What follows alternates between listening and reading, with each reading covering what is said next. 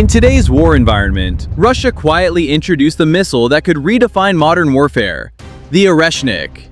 It's not just another tactical weapon.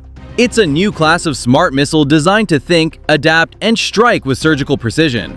Unlike older systems like the Iskander-M or Caliber, Oreshnik wasn't built to simply destroy targets. It was built to do so without being seen, tracked, or intercepted. So, what makes this missile so different? Oreshnik combines several advanced technologies: radar-absorbent materials, ultra-low flight profiles, terrain-following guidance, and AI-driven mid-course correction.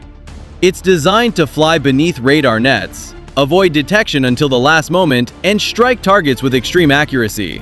With a range of 800 to 1,200 kilometers, it fits into a strategic sweet spot, long enough to reach deep, short enough to avoid treaty restrictions.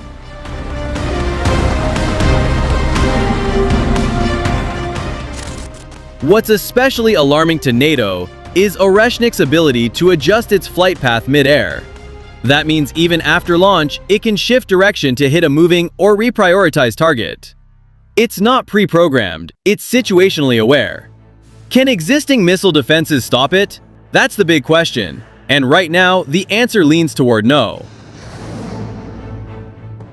Simulations involving Western air defense systems like Patriot, Iris-T, and THAAD show that Oreshnik's maneuverability and stealth features often overwhelm current tracking systems. Even if it's detected late, its erratic movement makes interception difficult. And yes, Oreshnik is believed to be dual-capable. That means it can carry both conventional and tactical nuclear warheads.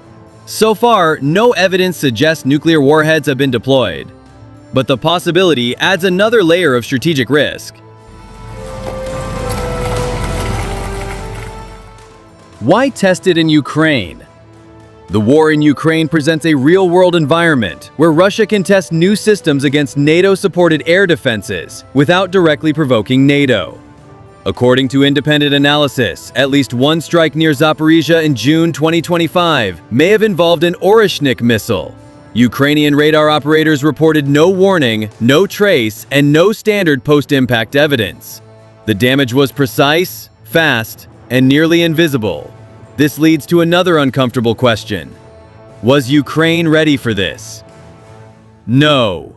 While Ukraine has adapted quickly throughout the war, integrating Western technology and creating robust multi-layered defenses, it wasn't prepared for a weapon that essentially doesn't exist in most databases. Oreshnik flies below standard radar parameters and deploys electronic countermeasures and decoys. It doesn't look like traditional threats. That makes detection and response nearly impossible without new detection logic and AI-driven radar interpretation. Western analysts have started calling it the ghost missile. You don't see it coming, you don't see it go, all you see is the aftermath. In response, some NATO countries have begun fast-tracking advanced interceptor projects. The US is accelerating development under the Next Gen Interceptor program.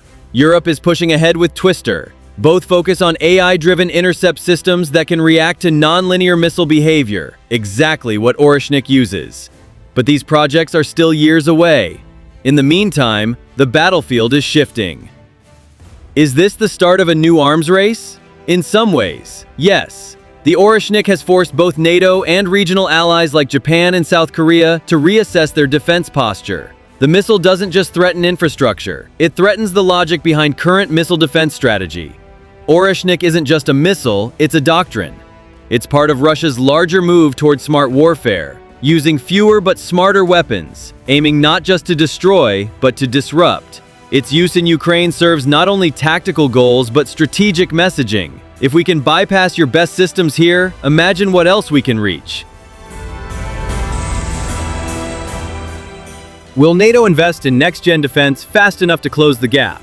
Efforts are underway. But even the most optimistic timelines suggest a 3 to 5 year window before new interceptor networks are operational. Until then, deterrence will rely more on intelligence, denial strategies, and diplomatic pressure rather than hard kill options. How will this weapon shape the rules of engagement in future proxy wars?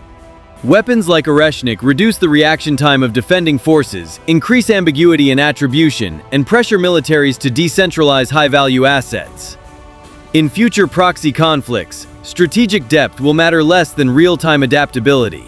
Nations unable to react within seconds, not minutes, will be at severe disadvantage. And perhaps the most dangerous question of all, what happens if Russia decides to scale up? If Moscow commits to mass-producing Oreshnik, the balance of power could shift significantly across Europe and Asia. Forward bases, naval task forces, and critical infrastructure would all become vulnerable to deep strike precision with little or no early warning. It could also force smaller nations to seek nuclear options or alignments for survival. These are no longer theoretical threats. Oreshnik is real, it's operational, and it has already changed how modern militaries must think, react, and survive. The battlefield has entered a new phase, and the clock is ticking for those who still think in straight lines, while the missiles begin to turn mid-flight.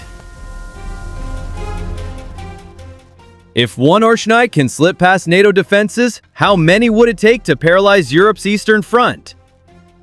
The answer depends on deployment strategy, but if launched in coordinated salvos, even a handful could cripple command hubs, airfields, and radar arrays from the Baltics to the Black Sea. It wouldn't take a large arsenal, just surgical precision and simultaneous saturation.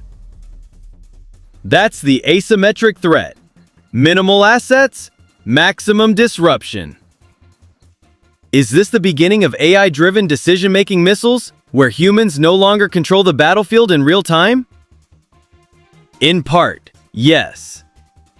Oreshnik doesn't think in a human sense, but it processes terrain, obstacles, and target variables in flight using onboard AI. This marks the transition from pre-programmed strikes to autonomous adaptation. We are entering an era where machines execute battlefield logic faster than human command can intervene. How soon before Oreshnik is adapted into a hypersonic or nuclear-capable deep strike platform? If Russia chooses to weaponize the full potential of Oreshnik's AI navigation with hypersonic speeds, or integrate it into sub-strategic nuclear doctrine, the lead time could be 18 to 24 months.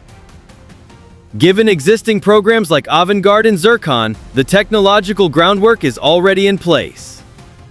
The real question is strategic intent. Is this system a warning shot before a direct Russia-NATO clash? No missile fires without purpose. By deploying Oreshnik in Ukraine, Russia signals capability without crossing NATO's red line. It's psychological positioning. Deterrence by ambiguity.